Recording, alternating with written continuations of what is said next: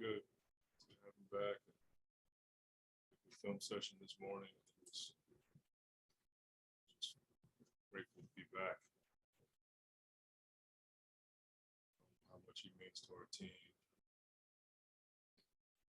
We were both talking about how much basketball has given order to our lives. So when we don't have it, we kind of don't know what to do.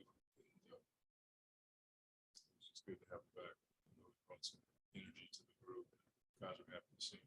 How's he feeling?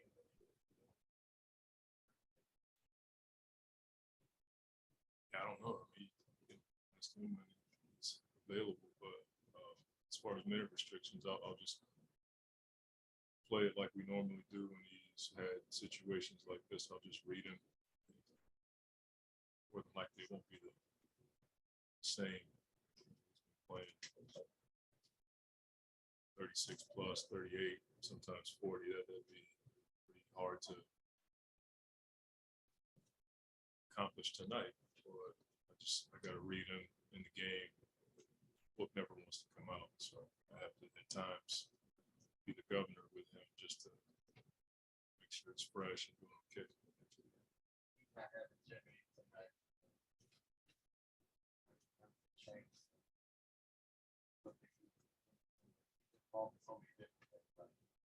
It's not the score. Stuff. So element not being there, that alter. How much that alter? I think they've shown the ability here to, I don't want to use the word like it diminishes what they do in the players here, the program, but they have the ultimate plug and play system. You know, they play the same way every night, no matter who's out there. Jimmy's obviously an all-star, all-NBA player, but whoever they play on in their rotation, those guys play hard, they shoot the ball well, probably the best cutting team in the NBA as far as the number of cutters they have and their ability to change defenses on the fly is something that is become an NBA thing now, but Miami may be the best at it. Going from switching to blitzes to zone to full court zone to poster of Pat Riley in behind the basket just to intimidate people. So they have it all here. It's one of the reasons why I watch a ton of their games, because I admire the way that Spo goes about his business. You guys, you're obviously dealing with the absence of a single player tonight. How much have you had to change how you play, going off of what you said about it? Yeah, I think you're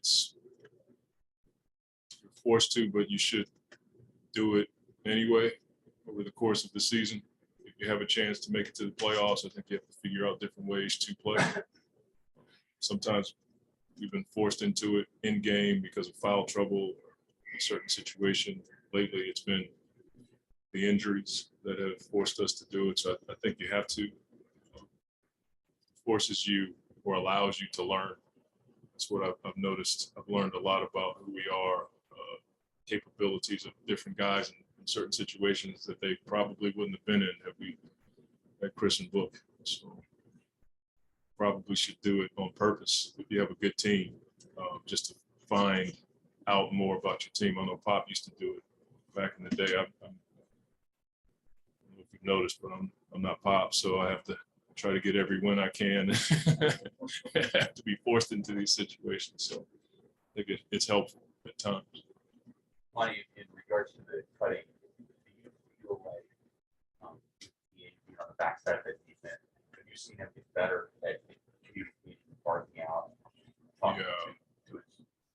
He's certainly really good at that. I think the tough part is when his guy has the ball. So then you don't have a 7-footer athletic mobile defender back there. That guy is on the ball. You have to, with this team, be able to have game plan stamina for 48 minutes. That's just the deal, from the cuts to the DHOs, the repetitive DHOs, isolation basketball with Adebayo, and Hero is, I look at him as an all-star. He's played that kind of basketball all season long. And, he's just another guy that you have to account for. So when DA's on the ball, he can't necessarily quarterback the defense. So the other four guys have to be in sync as far as communicating and pushing the physicality to the legal limit. Hero has talked about, especially his younger guys, trying to. How old is he? I mean, he's been in the league like his younger years. Oh, yeah, like. Have you seen any of those similarities?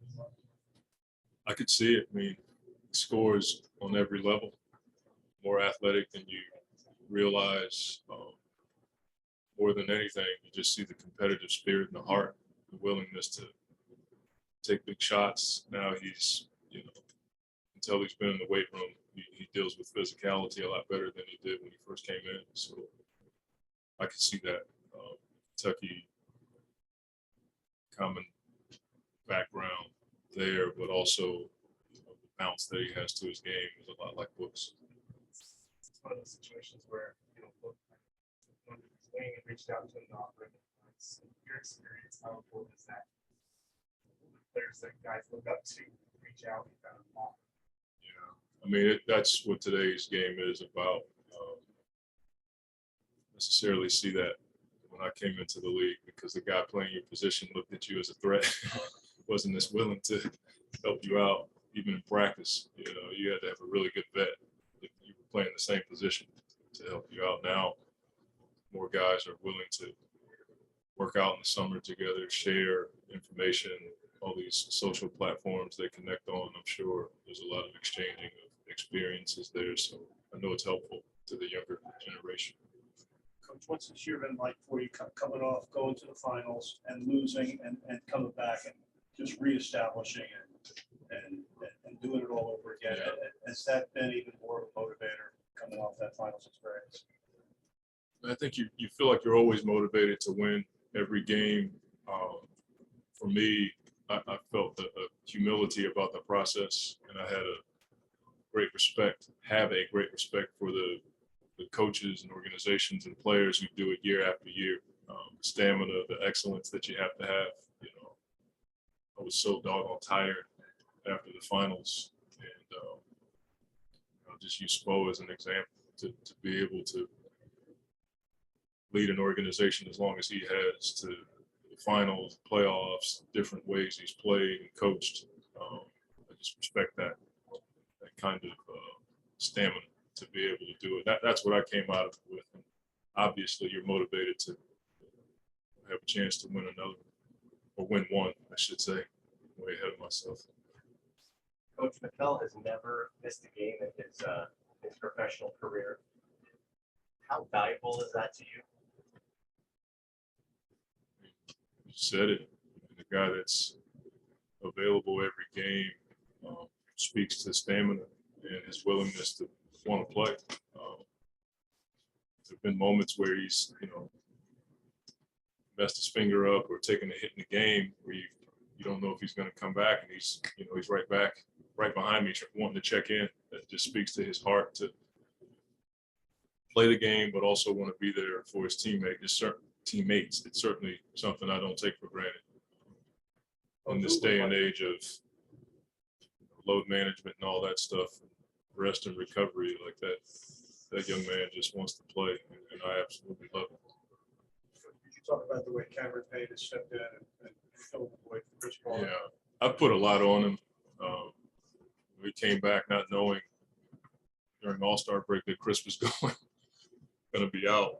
Normally he'd come back and play 12 to 16, 17 minutes, and now he's playing high 20s and 30s. And so that's a lot for a guy that's not used to playing that. So we're grateful that he's been able to do it. And he's led our team in a way that he probably didn't think he was going to this year, but it's been valuable for us. I'm not around you guys very much, so I want to take the opportunity to ask. since you were added to the USA staff, you had much interaction with Grant?